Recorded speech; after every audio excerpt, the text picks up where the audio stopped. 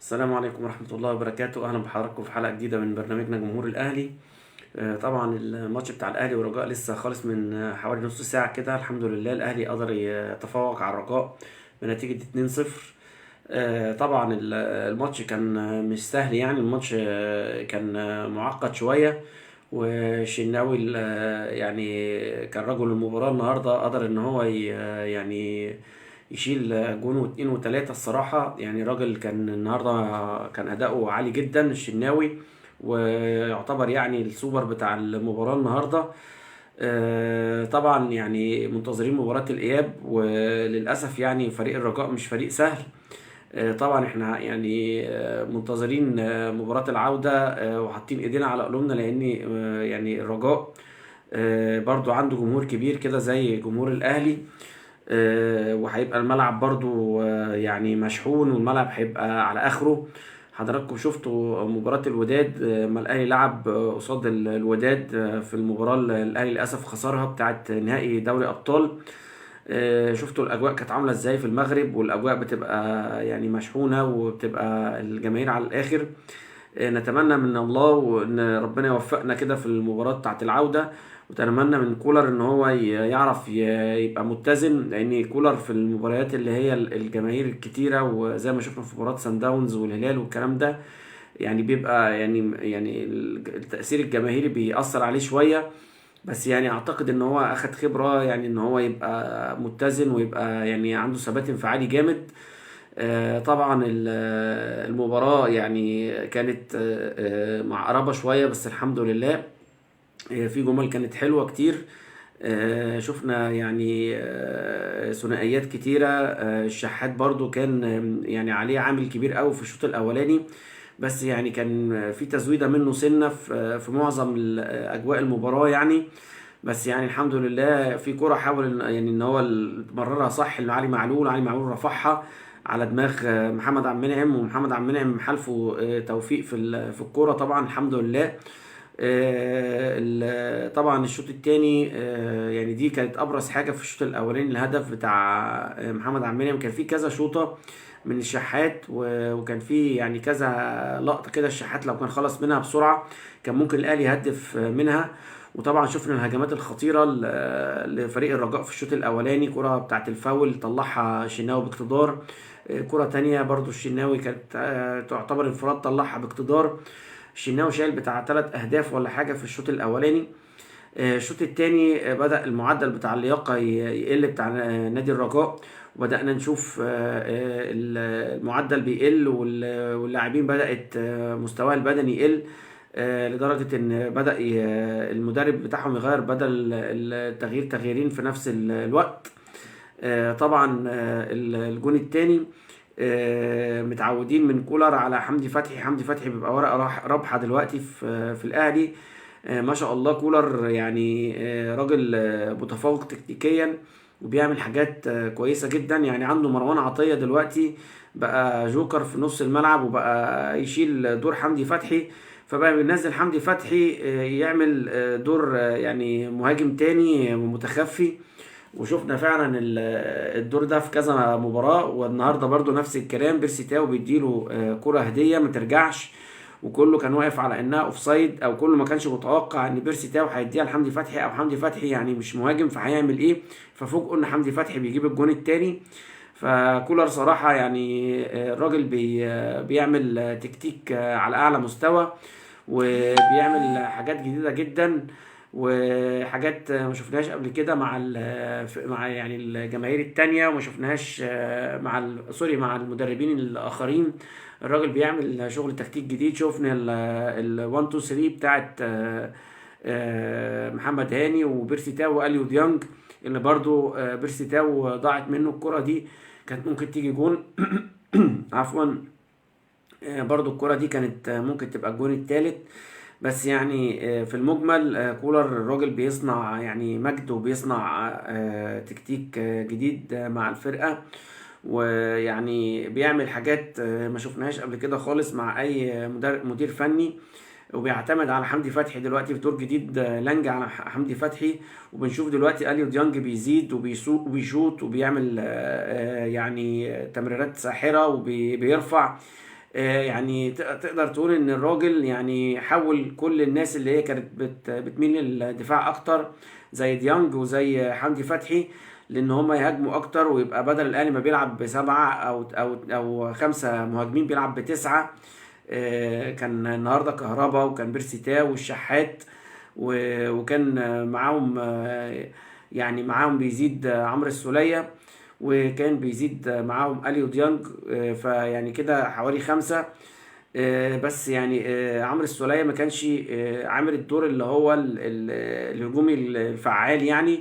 فقرر في الشوط الثاني كولر ان هو يطلع السولية وينزل حمدي فتحي، وفعلا اثمر التغيير عن الهدف اللي جابه حمدي فتحي من انفراد تام بالحارس. والصراحة يعني كان جون حلو، وشفنا حمدي فتحي بيشوط بشماله. وطبعا برضو الشحات كان عمل مجهود جامد، ففي الاخر طلعه ونزل خالد عبد الفتاح عشان يأمن بقى ورا. كنا نتمنى ان الاهلي يبقى ثلاثة زي ما معودنا كولر، والثلاثات بتاعت كولر الحلوة. بس يعني الحمد لله 2-0 مش وحش، بس للأسف يعني الخوف برضو من فرقة الرجاء في هناك. فرقة مش سهلة، وفرقة منظمة، وشفناها وشفنا النجوم بتاعها. بس يعني نتعشى من الأهلي في المباراة اللي هناك يبقى عنده ثبات انفعالي جامد، ويبقى الناس عندها هدوء ويتعاملوا بهدوء، لأن هنشوف ضغوط جماهيرية مش طبيعية. هنشوف طبعا شغل شمال أفريقيا، لعيبة بتستفز لعيبة الأهلي. فعايزين ثبات انفعالي يا جماعة، وعايزين يعني نبقى هاديين جدا، وبنلعب بكل أريحية وبكل هدوء. طبعا يعني بره بقى الماتش شفنا على مدار الكام يوم اللي فاتوا موضوع كهربا. كنت طلعت مع حضراتكم في حلقة بتاعت كهربا، واتكلمنا عن كهربا، وقلنا كهربا العقوبة اللي حصلت وازاي ولسه فاكرين، والكلام اللي حضراتكم عارفينه ده كله. طبعا العقوبة بتاعت كهربا اتوقفت، اتحاد الكرة وقفها، لان الاهلي بعت مذكرة، والمذكرة دي كانت كفيلة ان هم يعني يوقفوا المباراة. وطبعا بقى بنشوف يعني ايه يعني الناس الحاقدين، والناس اللي هم يعني عايزين يصطادوا الاهلي في اي حاجه، امثال ميدو، وامثال الناس اللي هي التعبانه اللي حضراتكم عارفينها دي. حاولوا ان هم يزقوا سموح عشان يقدم شكوى ضد الاهلي، عشان الاهلي يبقى معتبر ان هو خسران، وفشل الموضوع. النهارده ميدو بيزق نادي فيوتشر عشان يقدم شكوى تانية، علشان الاهلي يخسر ال3 نقط، ففيوتشر يبقى الاول. فيعني بنقول له كابتن ميدو خليك في فرقتك، ومالكش دعوه بالنادي الاهلي. حاول ان انت توصل بالفرقه بتاعتك لفورمه، لان انتوا خلاص وقعتوا وهتنزلوا درجه تانية قريب. فخليك في الفرقه بتاعتك ومالكش دعوه بالفرق المنافسه. احنا يعني مع يعني الاهلي كان طول عمره محترم، والاهلي يعني في ال2 دوري اللي فاتوا يعني سكت عن حاجات كتيره، وسكت عن تجاوزات كتيره. امام عاشور اللي كان موقوف 8 مباريات مع الفرق الناشئين، وطلع يلعب في الفرقه بتاعت الفريق الاول.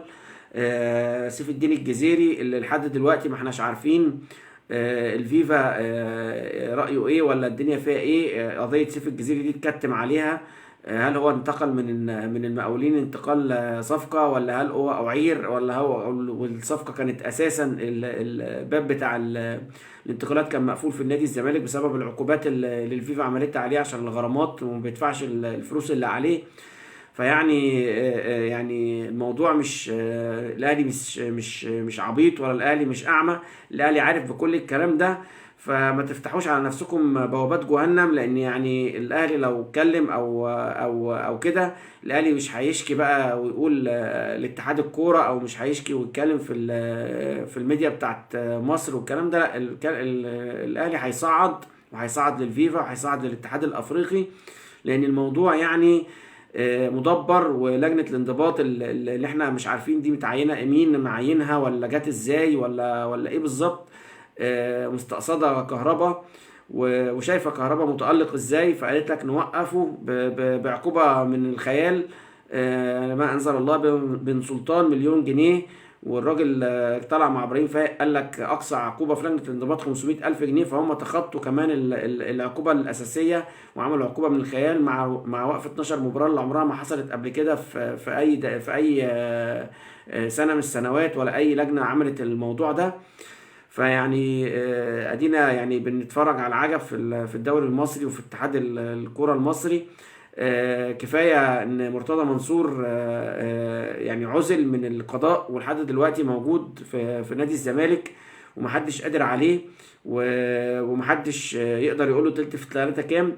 فيعني ايه الاتحاد الكرة بيحاول ان هو يلم نفسه، لان يعني الموضوع بهوأ منه، وبيحاول ان هو يعني يحسن صورته، لاني شايف ان يعني لو ما عملش كده او زود في موضوع كهربا ده الدنيا هتتقلب عليه، وهم اساسا مش ناقصين، هم صفر في كل حاجة، والدنيا رايحة منهم في داهية.